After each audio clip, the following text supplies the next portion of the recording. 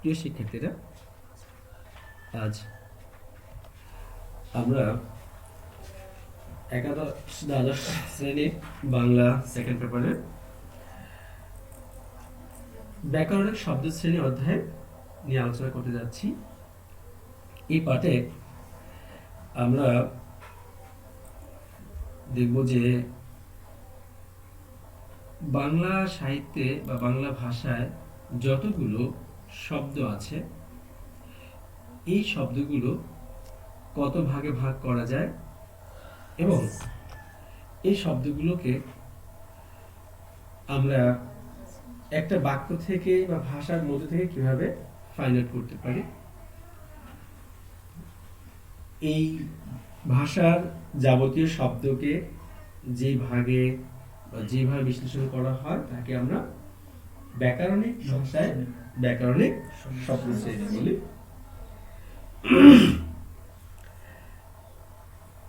প্রাথমিক পর্যায়ে আমরা মোটা দাগে বাংলা ভাষার যাবতীয় শব্দভাণ্ডারকে 8 ভাগে ভাগ করতে পারি। আমরা স্ক্রিনে দেখতে পাচ্ছি যে এখানে আছে বিশেষ্য, সর্বনাম, বিশেষণ, ক্রিয়া বিশেষণ, আবেগ শব্দ, যোজক, অনুসর্গ।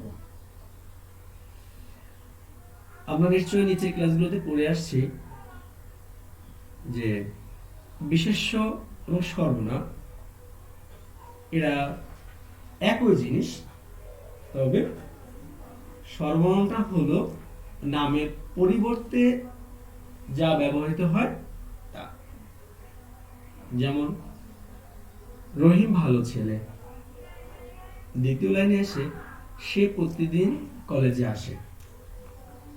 এই যে প্রথমে বলেছিলাম রহিম ভালো ছেলে, দ্বিতীয় লাইনে রহিমের পরিবর্তে যে সে ব্যবহার করলাম, এই সেটা হলো এই বিশেষ্য বা রহিমের সর্বনাম, যেহেতু রহিম নামের পরিবর্তে বসেছে। 3 নম্বরে আমরা যেটা দেখতে পাচ্ছি বিশেষণ। এই বিশেষণটাকে যদি একটু ক্লাসিফিকেশন করে বলি তাহলে নাম বিশেষণ বললে মনে হয় একটু ভালো হয়। তাহলে 1 এবং 2 নম্বরে যা আছে বিশেষ্য এবং সর্বনাম পদ, এই বিশেষ্য এবং সর্বনাম পদের পদ সম্পর্কে অতিরিক্ত তথ্য দেওয়া। সহজ কথায় বললে বিশেষ্য বা সর্বনাম এর দোষ, গুণ, অবস্থা, পরিমাণ, সংখ্যা ইত্যাদি যদি বোঝায় তাকে আমরা বলি বিশেষ্য। তারপর 4 নম্বরে আছে ক্রিয়া। ক্রিয়া যদি আমরা কি বুঝি? যে কোনো কাজ। কি বুঝি? যে কোনো কাজ বলতে আমাদের যাবতীয় অ্যাকশন। 5 নম্বরে আছে ক্রিয়া বিশেষণ। ক্রিয়া বিশেষণটা হলো এই ক্রিয়া সম্পর্কে অতিরিক্ত তথ্য দেওয়া। তার মানে ক্রিয়া কখন, কিভাবে, কোথায় অনুষ্ঠিত হবে এই সম্পর্কে অতিরিক্ত যে তথ্যগুলো আমরা পেয়ে থাকি, সেই জাতীয় শব্দগুলোকে আমরা বলি ক্রিয়া বিশেষণ। এই 5 নম্বর পর্যন্ত যা আমরা পেয়েছি তাকে আমাদের দুটা ভাগ করি, তাহলে দুটা বিশেষণ পেয়েছি। 3 নম্বরে বিশেষণ অতিরিক্ত তথ্য দেয় বিশেষ্য এবং সর্বনাম পদকে, আর 5 নম্বরের ক্রিয়া বিশেষণ অতিরিক্ত তথ্য দেয় ক্রিয়া সম্পর্কে। আমরা যখন পুরাতন গ্রামার পড়তাম, ব্যাকরণ পড়তাম, সেখানে বিশেষণ একটা ছিল, সেটাকে আমরা ভাগ করে এখন দুটা করেছি। একটা হলো নাম বিশেষণ, একটা হলো ক্রিয়া বিশেষণ। আমাদের আগেরকার ব্যাকরণগুলোতে এই শব্দ শ্রেণী 5 প্রকার ছিল, সেখানে বিশেষণ একটা ছিল। আধুনিক ব্যাকরণ বা প্রমিত ব্যাকরণে সেই একটা বিশেষণকে ভেঙে দুটা করা হয়েছে, আসলে সে দুটা হওয়ার দাবি রাখে, কারণ নামপদ আর ক্রিয়াপদ এটা সম্পূর্ণ আলাদা, আর তাদের সম্পর্কে অতিরিক্ত তথ্য দেওয়ার ধরনটাও আলাদা। সঙ্গত কারণে নাম এবং সর্বনামের জন্য একটা বিশেষণ, যাকে আমরা নাম বিশেষণ বলে থাকি, আর ক্রিয়াপদের জন্য তার অতিরিক্ত তথ্যের জন্য, তার অবস্থা, পরিমাণ, সংখ্যার জন্য যে অতিরিক্ত তথ্যমূলক শব্দগুলো আসে তা হলো ক্রিয়া বিশেষণ। পুরাতন ব্যাকরণে আমরা আরেকটি পদ পেতাম, সেটা ছিল অব্যয়। কি ছিল? মোটা দাগে অব্যয় পদ ছিল। বাংলা ব্যাকরণে অব্যয়ের যাবতীয় শব্দগুলো এই অব্যয়ের মধ্যে সীমাবদ্ধ ছিল, কিন্তু প্রমিত ব্যাকরণ বা আধুনিক ব্যাকরণে এই অব্যয় পদকে ভেঙে তিনটি ভাগ করা হয়েছে। কারণ অব্যয় পদ বলতে আমরা যা বুঝি, সেখানে আবেগ সূচক শব্দ আছে, যাকে আমরা আবেগ শব্দ বলছি, যোজক বা সংযোজন বা বিয়োজনমূলক যে শব্দগুলো আছে তাকে আমরা যোজক বলছি, আর আছে অনুসর্গ। আমরা যদি একটু অন্য ভাষা অর্থাৎ ইংরেজি ভাষার দিকে তাকাই, তাহলে ইংরেজি ভাষার ব্যাকরণেও ভাষার শব্দগুলোকে 8 ভাগে ভাগ করা হয়, যাকে আমরা পার্টস অফ স্পিচ নামে পড়ে আসছি। সেখানে এই বাংলা অব্যয়কে 3টা ভাগে ভাগ করা হয়েছে। কেউ যদি বলে যে আমরা কি ইংরেজি ধার করেছি, কথাটা ধার করা না হলেও আমরা সমগ্র ভাষাকে বিশ্লেষণ করতে যেয়ে বুঝতে পেরেছি যে আসলেই এই অব্যয়টা ক্লাসিফাইড করে আলাদা আলাদা ভাবে লেখাটাই জরুরি বা প্রয়োজন বা একটা দাবি রাখে। কারণ আবেগ শব্দ বা যোজক বা অনুসর্গ তাদের প্রত্যেকের আলাদা আলাদা কাজ, সঙ্গত করে তাদেরকে আলাদা রাখাটাই দাবি রাখছে। আমরা আবেগ শব্দ বলছি কাকে? 6 নম্বরে যেটা আছে আবেগ শব্দ, যে আমাদের মনের অনুভূতিগুলো, আনন্দ, বেদনা, কষ্ট, দুঃখ, এইগুলোকে আমরা আমাদের মনের অজান্তেই প্রকাশ করে থাকি। আমাদের স্বাভাবিক নিত্যদিনকার কাজকর্মের মধ্যে এটা অটোমেটিক্যালি আমাদের ধ্বনির মধ্যে, আমাদের কথাবার্তার মধ্যে চলে আসে। আমরা যখন আনন্দিত হই তখন আমরা আনন্দ হর্ষ প্রকাশ করি। যখন কোনো খেলায় নিজের দল জিতে যায় তখন আমরা কি বলি? হুরে। আমরা যখন কোনো সুন্দর একটা জিনিস দেখি তখন আমরা বলে থাকি বাহ, কি চমৎকার। এই যে ওয়াও, এই যে শব্দগুলো আমরা ব্যবহার করি, এটা আমাদের জন্য কি আবেগ। আবার যদি আমরা কখনো হঠাৎ কষ্ট বা ব্যথা পেয়ে থাকি তখন বলি উহ, এই যে একটা শব্দ, এটা হলো আমাদের আবেগ। আমরা যোজক 7 নম্বরে যেটা পাচ্ছি, যোজক জাতীয় শব্দগুলো একের অধিক শব্দ অথবা একের অধিক বাক্যকে যোজন করা বা বিয়োজন করার কার্যে ব্যবহৃত হয়। যেমন রহিম, করিম ও সালাম কলেজে যাচ্ছে। এই করিম, রহিম, করিম ও সালাম, এই ওটা কি করেছে? শেষের সালামকে রহিম করিমের সাথে অ্যাড করেছে। তাহলে এটা 3টা পদকে একত্রিত করছে।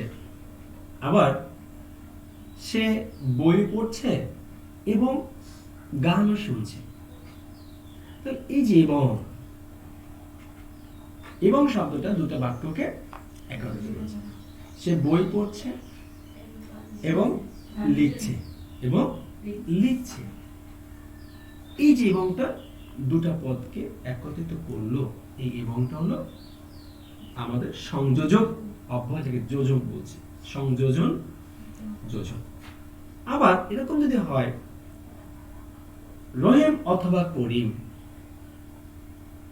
বাজারে যাব। তাহলে এখানে কি করা হলো, এই দুজনের মধ্য থেকে একজনকে বাদ দেওয়া হলো। এই বাদ দেওয়ার জন্য আমরা একটা অথবা শব্দ ব্যবহার করেছি, এটা হলো বিয়োজক যোজন, যোজক। তাহলে আমরা যোজক কি পেলাম, একাধিক শব্দ বা বাক্যকে সংযুক্ত করে যে বাক্য বলার প্রবণতা, সেটা সেই কাজগুলো করে যোজক। সর্বশেষ 8 নম্বর আছে অনুসর্গ। আমরা যদি একটু একটা বাক্য দেখি, একটা বাক্যের মধ্যে যে রহিম পড়ার জন্য লাইট কিনেছে, টেবিল লাইট কিনেছে। এই যে পড়ার জন্য কি বলেছি আমরা, এই জন্য শব্দ যদি না থাকে আমাদের বাক্যটা কি অর্থপূর্ণ হয়? রহিম পড়ার লাইট কিনেছে, হবে? কি বলতে হবে, পড়ার এই জন্য যে শব্দটা আমরা ব্যবহার করেছি, এই শব্দটা হলো আমাদের কি অনুসর্গ। অনুসর্গ কি, এমন কতগুলো শব্দ বা শব্দাংশ যা বাক্যের অন্তর্গত অন্যান্য পদের সাথে অন্য তৈরি করে। কি করে, বাক্যের অন্তর্গত অন্যান্য পদের সাথে কি সম্বন্ধ তৈরি করে।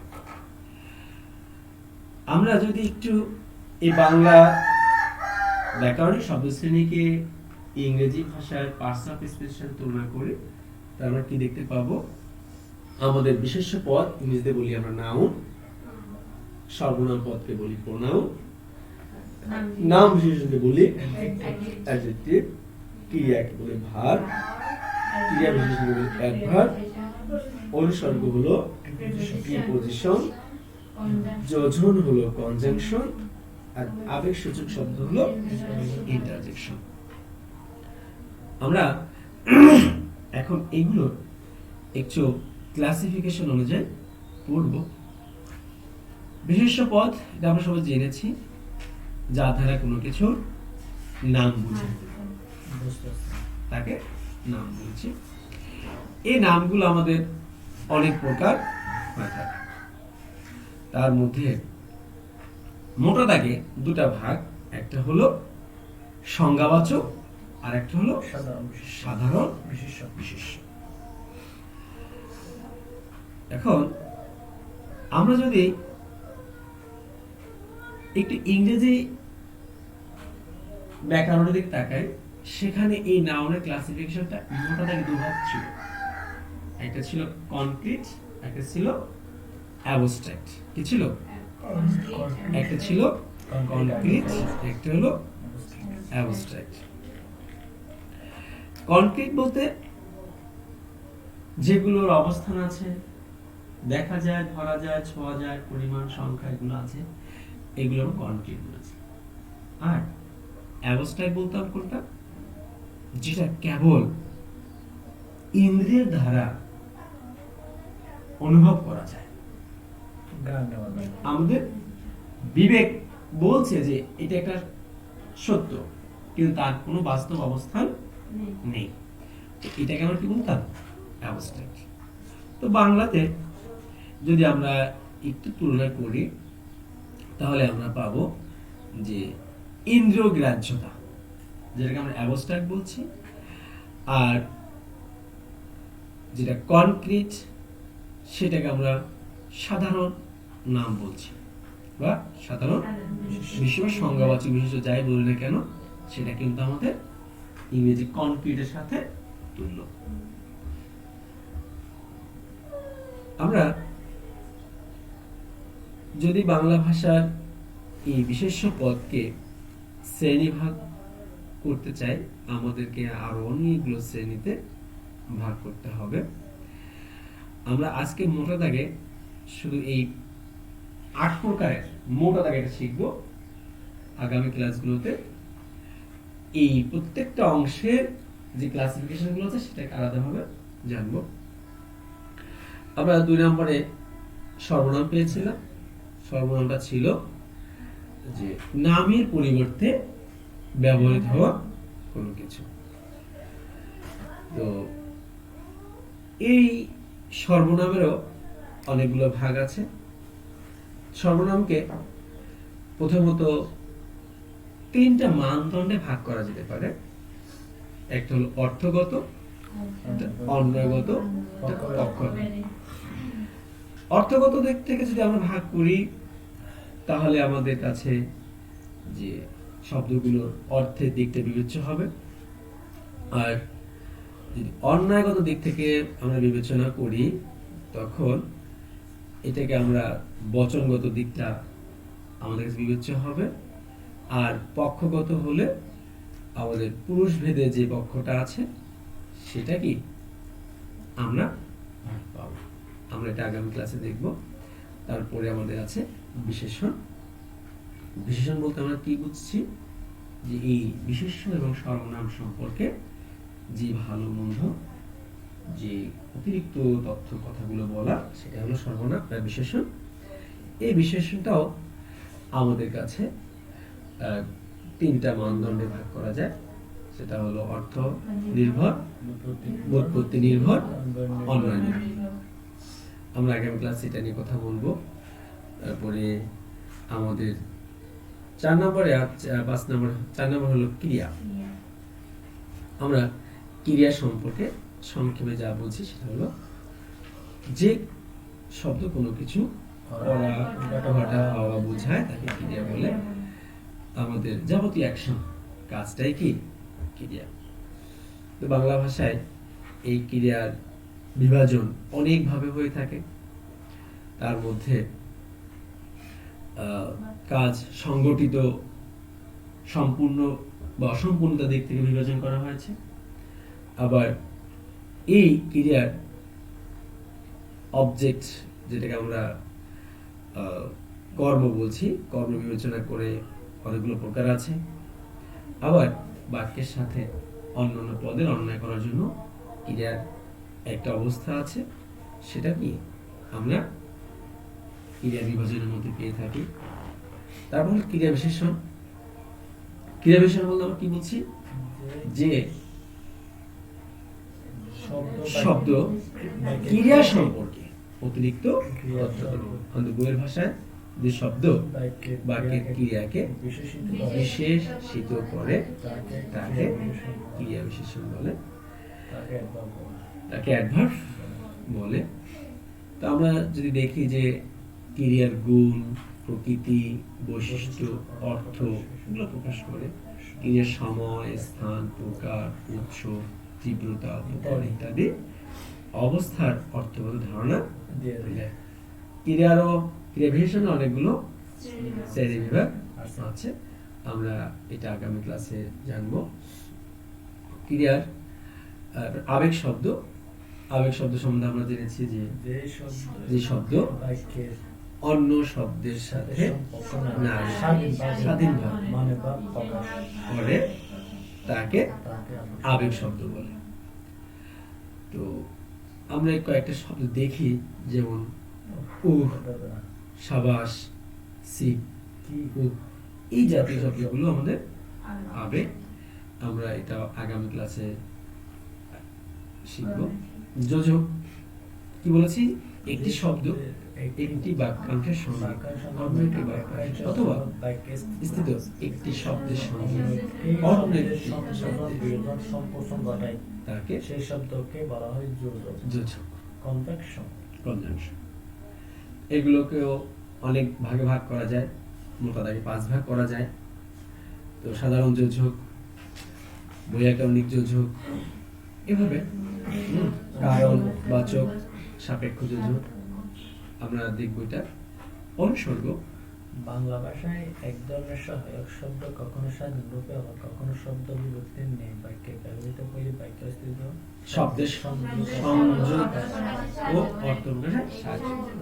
তাহলে এখানে কি পাচ্ছি, যে স্বাধীনভাবে বসতে পারে, আবার শব্দ বিভক্তি নেই বাক্য ব্যবহৃত হয়, বিভক্তির ন্যায়ও যেমন আমরা বলেছিলাম যে পড়ার জন্য লাইট কিনা, তাহলে এই জন্যটা কি আলাদাভাবে বুঝছে না?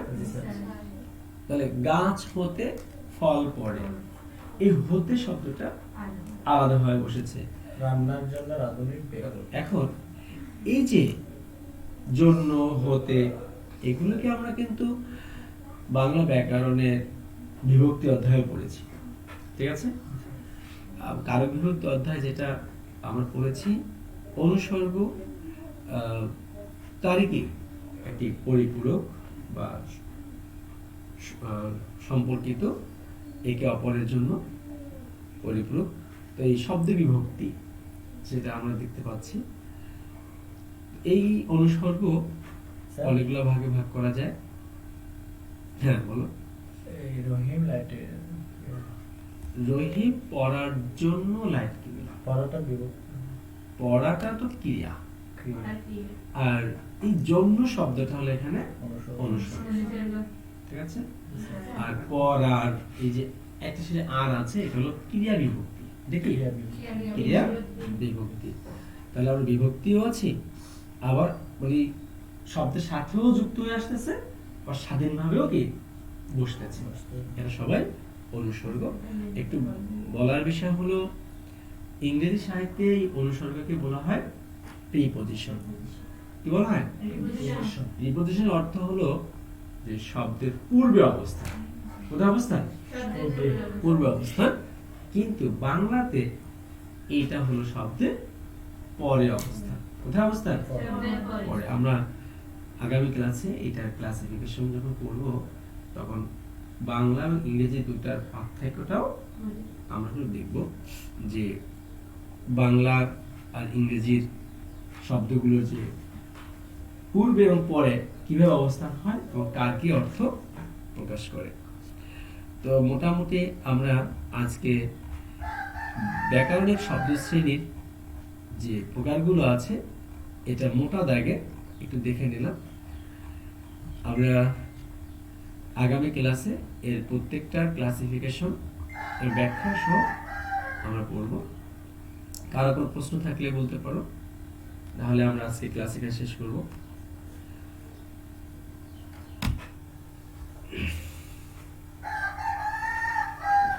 সবাইকে ধন্যবাদ জানিয়ে আজকে ক্লাস এখানে শেষ করব।